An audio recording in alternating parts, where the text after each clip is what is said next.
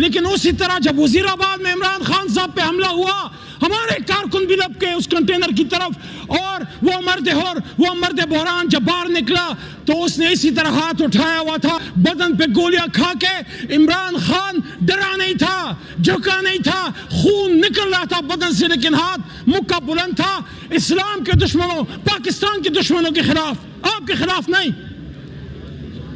یہاں پہ میرا ایک چھوٹا بھائی ہے، اس نے کل فلسطین کے حوالے سے عمران خان صاحب کے بارے میں بات کی۔ جناب ڈپٹی اسپیکر صاحب، وہ اس وقت ایوان کا حصہ نہیں تھے جب یہاں ہم نے 2 OIC کانفرنس پہ شنگھائی کوآپریشن آرگنائزیشن کا اجلاس ہوا، کامیاب ہوا۔ یہ کامیابی صرف آپ کی نہیں، ہماری بھی ہے، کامیابی ریاست پاکستان، حکومت پاکستان، عوام پاکستان کی ہے۔ اسی لیے ہم نے 15 اکتوبر کا اپنا احتجاج مؤخر کیا کہ کوئی یہ نہ کہے باہر کے آنے والے مہمان کہ یہ تو آپس میں مشترک گریبان ہیں، یہ ہمارے ساتھ کیا تعاون کریں گے۔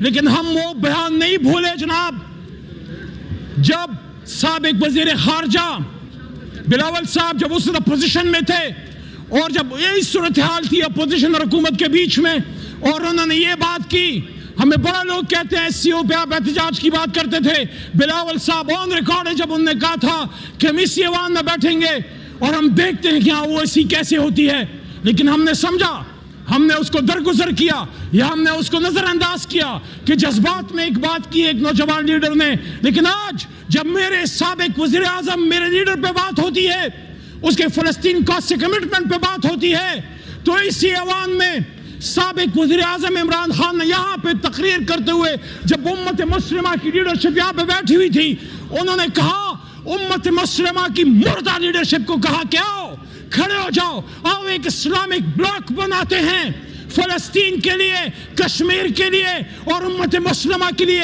کہاں تھے آپ جو آج سوال کرتے ہیں؟ اور اس وقت آپ کہاں تھے جب یہ آدمی جس کو آپ نے 450 ساڑھے 400 دنوں سے جیل میں ڈالا ہے، جس سے آپ ہمیں ملاقات نہیں کرنے دیتے، پورا نظام ایک شخص کی ایک سٹیٹمنٹ سے ڈرا ہوا ہے، پورا نظام ایک شخص کی طرف دیکھ رہا ہے کہ عمران خان کیا کہے گا۔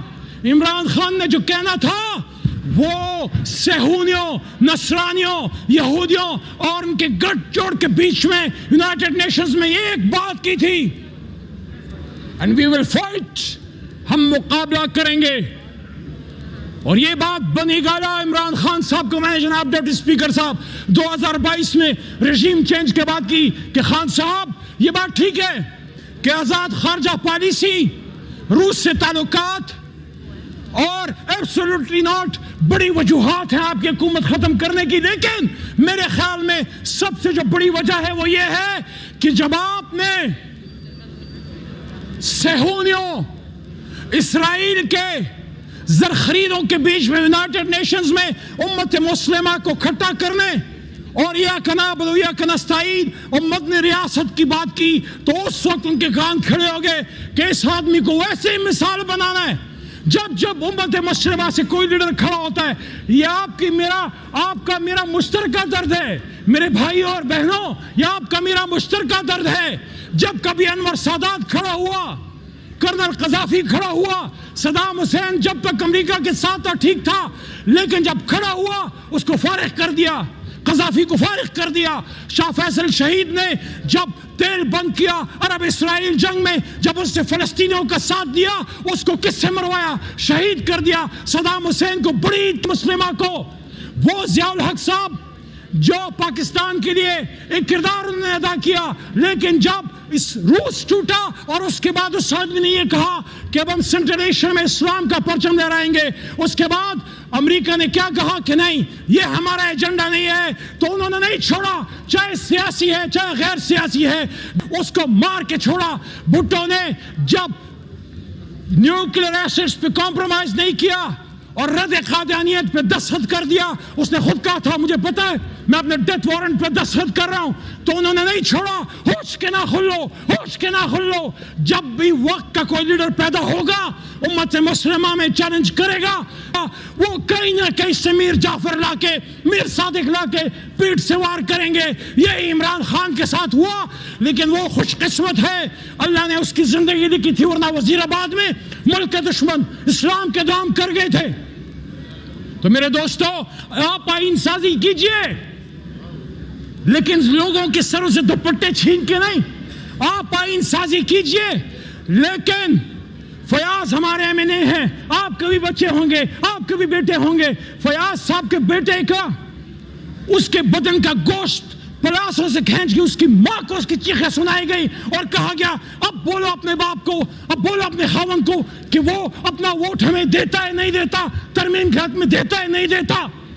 یہ کیسی آئینی ترامیم ہے جس میں ہمیں اس کو اغوا کرنا پڑ رہا ہے؟ یہ کیسی آئینی ترامیم ہے جس میں سعد اللہ بلوچ, وہ کشمیر میں تو نہیں رہتا, مقبوضہ کشمیر میں, سعد اللہ بلوچ جو ایم این اے ہے ہمارے اس معزز ایوان کا, وہ فلسطین میں تو نہیں رہتا, وہ غزہ کا باشندہ نہیں ہے, وہ پاکستان کا اور پاکستان کے دل پنجاب کا باشندہ ہے. اس کی بیٹی اور ان کی خالہ کو اٹھا لیا گیا اور تھریٹ کیا گیا کہ آؤ ووٹ کرو ان کے ساتھ, یہ اور یہ کیا جائے گا. یہ آپ کی ترامیم ہے. آپ سوال میاں نواز شریف صاحب سے سوال کریں کہ کیا یہ سب آپ کی مرضی سے ہو رہا ہے؟ راج صاحب یہ کافی نہیں ہے, یہ کافی نہیں ہے کہ آپ یہ کہیں کہ ہم نہیں کر رہے. ہو سکتا ہے آپ نہ کر رہے ہوں لیکن حکومت آپ کی ہے, حکومت مسلم لیگ نون کی ہے, صدر پاکستان پیپلز پارٹی کا ہے. بڑا عجیب لگتا ہے, بڑا عجیب لگتا ہے آئین بنانے والی جماعت جو اپنے آپ کو آئین بنانے کی دعوے دار کہتی ہے اور ووٹ کو عزت دو کی نمبردار مسلم لیگ نون کے ساتھ بنیادی انسانی حقوق کے ساتھ یہ کھلواڑ ہو رہا ہے. آپ مجھے بتائیں کیا آپ پاکستان کی تاریخ کے سامنے سرخرو ہوں گے آج جو سپریم کورٹ پہ حملہ ہے, آج جو جناب ڈپٹی اسپیکر صاحب توجہ کیجئے, آج جو چیف جسٹس آف پاکستان پہ حملہ ہے, یہ تو وہی چیف جسٹس کی بات کرتے ہیں. صرف قربانیوں کو ہم نے کیش نہیں کرنا, ان کے قربانیوں کا جو ماخذ ہے, اس کا جو اصل ہے, اس پہ عمل کرنا ہے. شہید بھی بن اپنی شہادت سے پہلے کہا تھا اپنے چیف جسٹس کے گھر پہ پاکستان کا جھنڈا لہراؤں گی. میاں صاحب خود نکلے تھے, لانگ مارچ کیا تھا چیف جسٹس صاحب کے لیے اور سپریم کورٹ کے لیے. قاضی حسین احمد صاحب نے قربانی دی اور ہمارے لیڈر عمران خان صاحب نے جیل کاٹی آزاد سپریم کورٹ کے لیے. تو جناب ڈپٹی اسپیکر صاحب, جب اتنی قربانیوں سے ہم نے اپنے سپریم کورٹ کو مضبوط کیا, چیف جسٹس کو توانا کیا, اس کی کرسی کو تگڑا کیا, آپ پھر کیوں اپنی باتوں سے پیچھے ہٹ رہے ہیں؟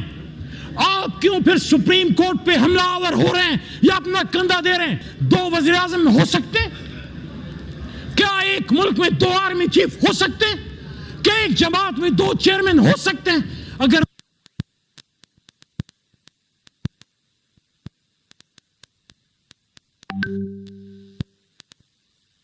صدر ایک ہوتا ہے, وزیر اعظم ایک ہوتا ہے, آرمی چیف ایک ہوتا ہے, تو پھر چیف جسٹس دو کیوں؟ آپ کو ایسی سپریم کورٹ کیوں چاہیے جو آپ کے سامنے لیٹ جائے؟ آپ کو ایسے قاضی قضات کیوں چاہو؟ آپ اپنی آئینی ترامیم تو پڑھیے. میں خود اس پارلیمنٹری کمیٹی کا ممبر ہوں, 2018 سے ممبر ہوں. اس میں 8 ممبران ہیں, 4 حکومت کے, 4 اپوزیشن کے. جب آپ نے جناب ڈپٹی اسپیکر صاحب, جب آپ یہ قانون سازی کی کوشش کر رہے ہیں کہ پارلیمنٹری کمیٹی آن ججز میں آپ حکومت اور اپوزیشن کی تعداد میں فرق ڈال کے حکومت کی تعداد بڑھا رہے ہیں, تو آپ بیسیکلی کیا کر رہے ہیں؟ جو حکومتی ممبران ہوں گے وہ اپنی حکومت کی لان ٹو کریں گے. آپ بیسیکلی چیف جسٹس کو ملک کے وزیر اعظم چاہے وہ کوئی بھی ہو اس کے آگے سبسروینٹ کر رہے ہیں. اگر وزیر اعظم پاکستان چیف جسٹس کو نامینیٹ کرے گا تو اس سلطان, قاضی سلطان کے اوپر طاقتور ہوتا ہے, وہ ہر کسی سے پوچھ سکتا ہے. جب آپ اس کے طریقہ انتخاب کو چینج کر رہے ہیں, آپ بیسیکلی کانسٹیٹیوشن کے گرنڈوں کو چھیڑ رہے ہیں, بنیادوں کو چھیڑ رہے ہیں. ہمارا آئین پاکستان सेपरेशन ऑफ पावर्स के कॉन्सेप्ट पे मुश्तमिल है। आजाद अदलिया, आजाद मुकन्निना और आजाद इंतजामिया।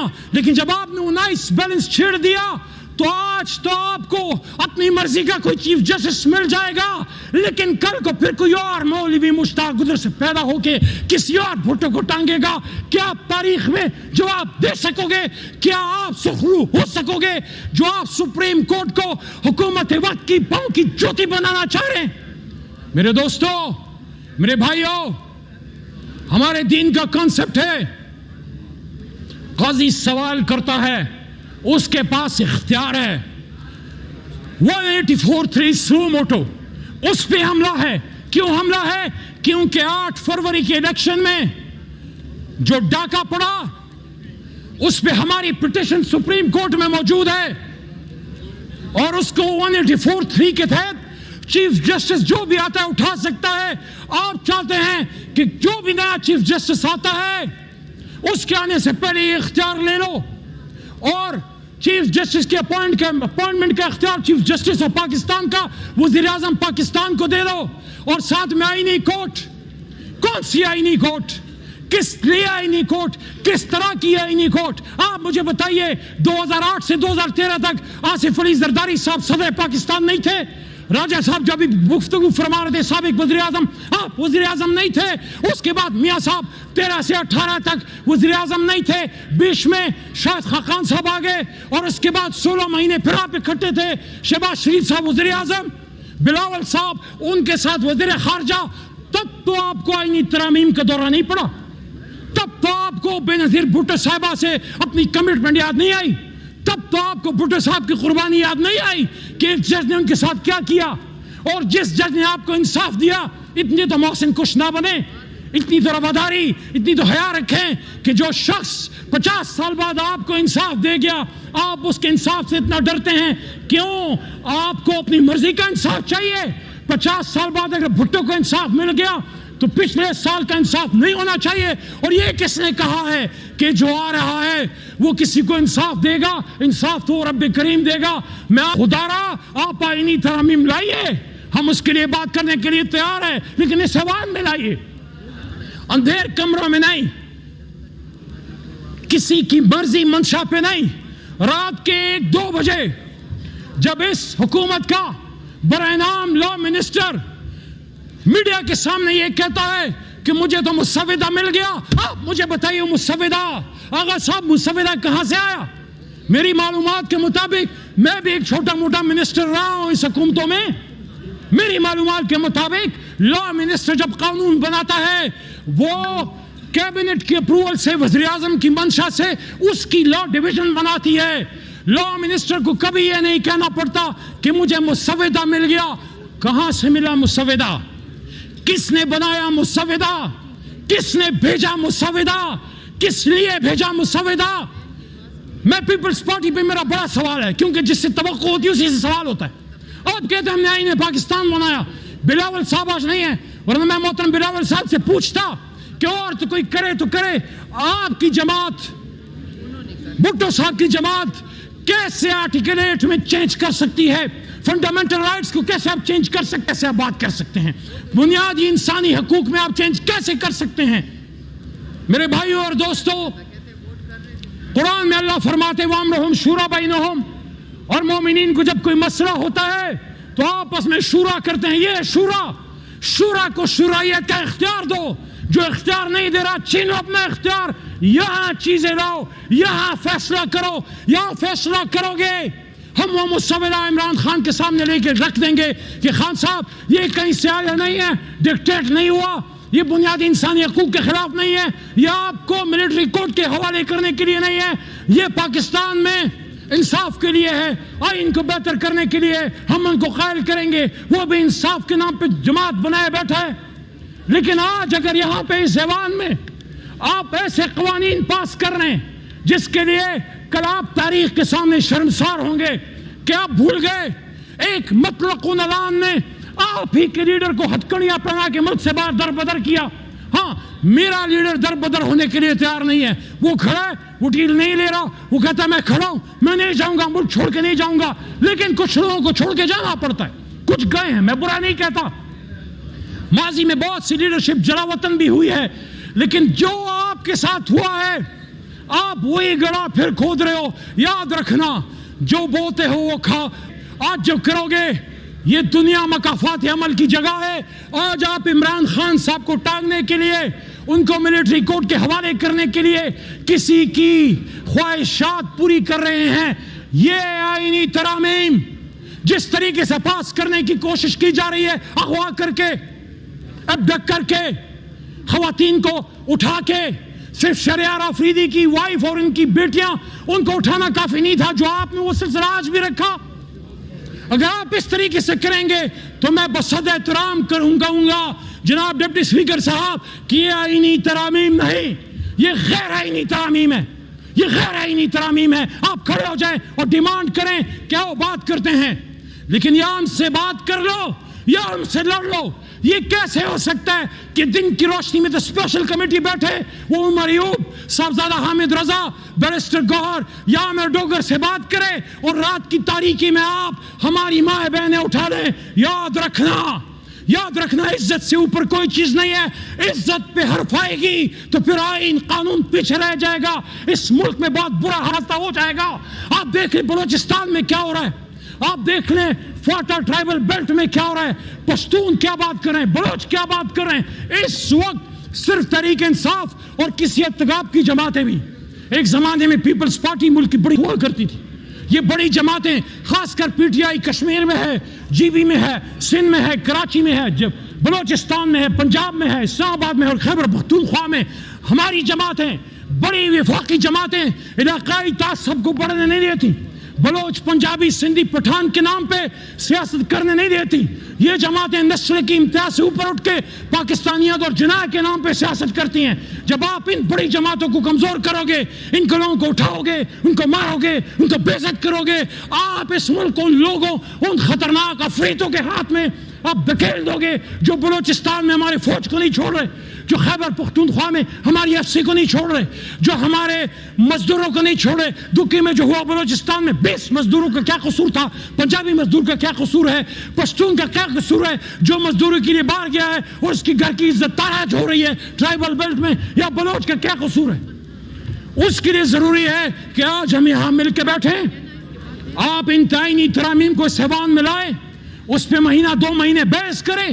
ہم انشاءاللہ اس کو وہ بہتر کر کے دیں گے کہ آئین پاکستان کا نظارہ دنیا کرے گی. اس میں بنیادی انسانی حقوق کا تحفظ بھی ہوگا، اس میں سویلین سپریمیسی بھی ہوگی، لیکن اس میں آزاد جوڈیشری بھی ہوگی. اور یہ فوج بھی ہماری دشمن نہیں ہے. ایک دن اگر فوج نہ ہو یہ ملک نہیں رہ سکتا، لیکن فوج جب اسٹیبلشمنٹ جب سیاست میں آتی ہے وہاں پھر قائد اعظم کا فرمان کا روک ہے، جو اسٹاف کالج کوئٹہ میں نے کہا تھا کہ policy is a domain of civilians and you are supposed, آپ نے امپلیمنٹ کرنا ہے، you are supposed to implement the orders the policies of the federal government of the civilians. Policy ہم نے بنانی ہے، مل کے پاکستان کو مضبوط کرنا ہے. لیکن اگر یہ نہیں کرو گے اغوا کاری جاری رہے گی، ابڈکشن جاری رہے گی، ڈس اپیئرنس جاری رہے گی. آج یہ پورے ایوان میں پیچھے دیکھ لیں، آپ تو بیٹھے، یہ میرے پیچھے پورا ایوان خالی ہے.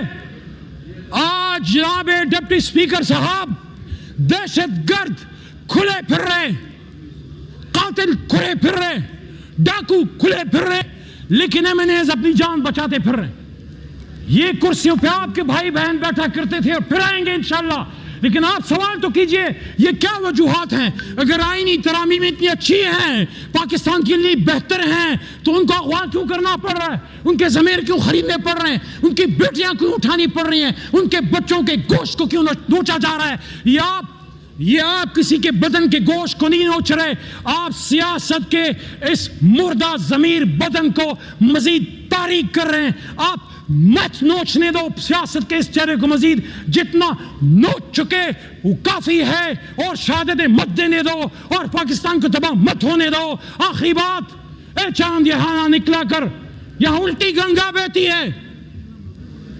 اے چاند یہاں نہ نکلا کر، یہاں الٹی گنگا بہتی ہے. اس دیش میں اندھے حاکم ہیں، نہ ڈرتے ہیں، نہ نادم ہیں، نہ لوگوں کے وہ خادم ہیں. ہاں ہے اس دیش میں کاروبار بہت، ہاں اس دیش میں کاروبار بہت, اس دیش میں گردے بکتے ہیں, اس دیش میں گردے بکتے ہیں. کچھ لوگ ہیں علی شان بہت اور کچھ کا مقصد روٹی ہے.